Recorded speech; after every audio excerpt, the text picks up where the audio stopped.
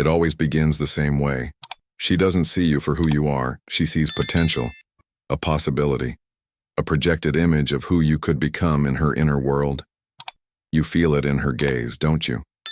That spark. Is it hope or is it hunger? You think you're being seen, but you're not. You're being scanned, assessed, measured not by your essence but by your usefulness to her internal narrative. You're the blank canvas, she's the painter. But the masterpiece isn't you. It never was. Carl Jung warned you. Not with comforting slogans, but with the clinical precision of a man who spent his life staring into the black abyss of the psyche. His work revealed a haunting truth about human relationships. Women, like men, often fall in love with a projection, not a person. They love the role, the fantasy, the archetype they've unconsciously cast. And the most disturbing part? Many don't even realize they're doing it. You think she's chosen you. In reality, she's chosen the image of you that fits the script, in her unconscious drama. When you stop playing the part, she doesn't rewrite the story. She just recasts the actor. Jung called this projection the animus, the inner masculine within every woman. And when the animus is undeveloped or unchecked, it becomes a tyrant, a force that dominates her thoughts, her desires, her morals, and drives her into power struggles, irrational accusations, and emotional chaos. Jung didn't mince words. He described it as a form of spiritual possession, where a woman no longer acts from her own center but from the shadowy grip of her internal masculine fantasy. And you fall for it. Because no one taught you how to recognize it. You confuse being desired with being known. You think being chosen means being understood. You want to believe her when she says you're different. But you're not. You're just the latest mask, worn by a myth she's been playing since childhood. When the fantasy shatters, when the illusion crumbles, you're left questioning yourself, confused, rejected, humiliated. But you didn't fail. You simply stopped fitting the role. You became real. And real doesn't sell in her inner theater. Jung offered a way out. Not a shortcut, a journey. He called it individuation, the process of becoming whole, of reclaiming yourself from the projections of others. Most men never begin this path. Conditioned to seek approval, to be chosen, to gain their worth through feminine validation, they mold themselves into whatever form is most likely to be accepted. Over and over again, they perform, and every time, they're replaced the moment. The fantasy demands a new face. Individuation is not romantic. It's not marketable. It's brutal. It demands that you confront the parts of yourself you've buried, the weak, the needy, the ashamed. It requires you to stop blaming women for not seeing you and start learning to see yourself. Jung knew the hard truth. You don't become a man by being desired. You become a man by choosing yourself. When you've faced your own unconscious, your shadows, your wounds, you can no longer be seduced by the illusions of others. You stop being a puppet. You start becoming an author. Jung saw it clearly. The tragedy of modern men isn't rejection. It's self-erasure. Men abandon their identity to fit into roles they believe women want. You call it love. You call it compromise. But Jung called it what it truly is, self-betrayal. Men who refuse to confront their own psyche become prisoners to hers. They bend, twist, and shrink themselves into what they think she needs, never realizing she doesn't even know what that is. You become a mask, a performance, a man in name only. And here's the irony. The very traits you think will make her love you, obedience, reliability, availability, are the ones that make you disposable.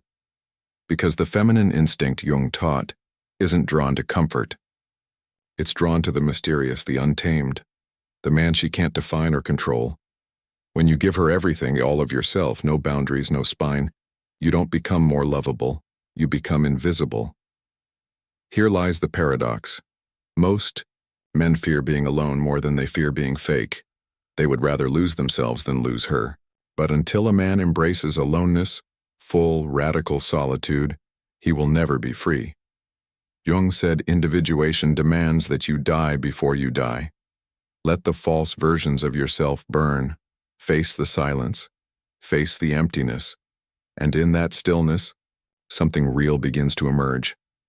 But it's lonely, terrifyingly lonely, because now you start to see the games, the masks, the lies people use to stay asleep. And when you try to speak about what you see, they mock you. They call you cold, arrogant, distant. But you're not the problem. You're the mirror. And most people hate the mirror that shows them what they don't want to face. Jung spent years working with patients terrified of their own shadow, the parts of themselves they'd rather pretend don't exist. And he saw that women, especially, are often raised to avoid this inner reckoning. They're told they're whole, intuitive, emotionally superior. But Jung saw the danger in that. He warned that a woman who does not face her animus becomes ruled by it, projecting her unconscious battles onto the men around her, blaming them for a war she refuses to wage within.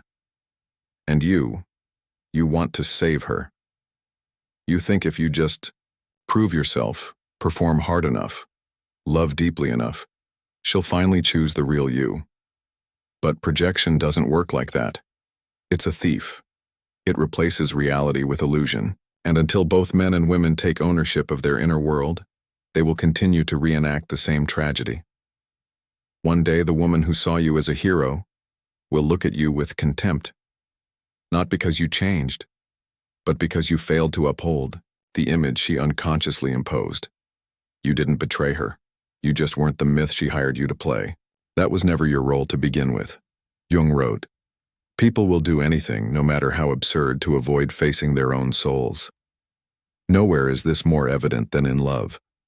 Most people enter relationships not as whole beings but as walking projections carrying childhood wounds, unmet needs, and unresolved fears into the arms of a stranger. You call it romance. Jung called it possession. And as long as you avoid the hard question, what if I am responsible for this pattern? You will stay trapped. You'll want to blame women, to call them manipulative, shallow. But Jung would look you in the eye and ask, then why did you allow yourself to be chosen by her? The man who avoids his own inner feminine will become a slave to hers. You're not a victim, you're a volunteer. You played the fool to avoid confronting your own void. This is where most turn back, because this is where the comfort ends and the responsibility begins. Jung didn't hand out feel-good slogans. He handed you a scalpel and said, cut deeper. Sit in the silence. Face the voice that says you're nothing without her. And let it die. Because when it does, when you finally stop performing, something sacred happens. You become free. Free from projection. Free from performance.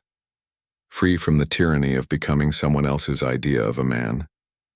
And strangely, this is when women will feel most drawn to you. Not because you need them, but because you don't, and you'll smile. Not with pride, but with understanding. You'll know she has her own journey, her own animus, her own illusions to unravel. And you cannot do that work for her. You can only do what Jung did. Walk your path so honestly, so fearlessly, that your very presence becomes a mirror, a reflection of truth. Most will look away, but a few, a rare few, will thank you for it. And that right there is the difference between being loved for the performance and being respected for the man you've become. Eventually, you'll notice how uncomfortable you make people, not because you're cruel, but because you're real. You no longer fit their categories. You're no longer manipulable. And this, Jung warned, is the fate of the individuated man. He is not embraced. He is feared, labeled distant, arrogant, untouchable. But the truth is more dangerous than that.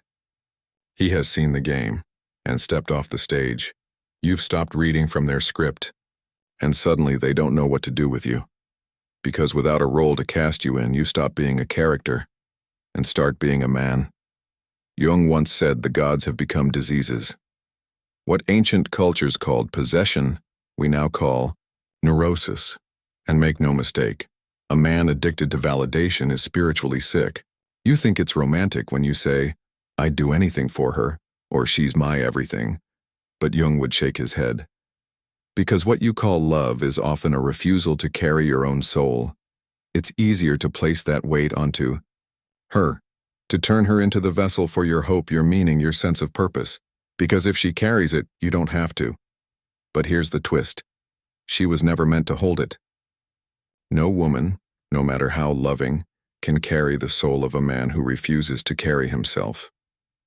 And when she realizes this, she will drop it, not out of cruelty, but because she must, because she cannot hold what was never hers to hold.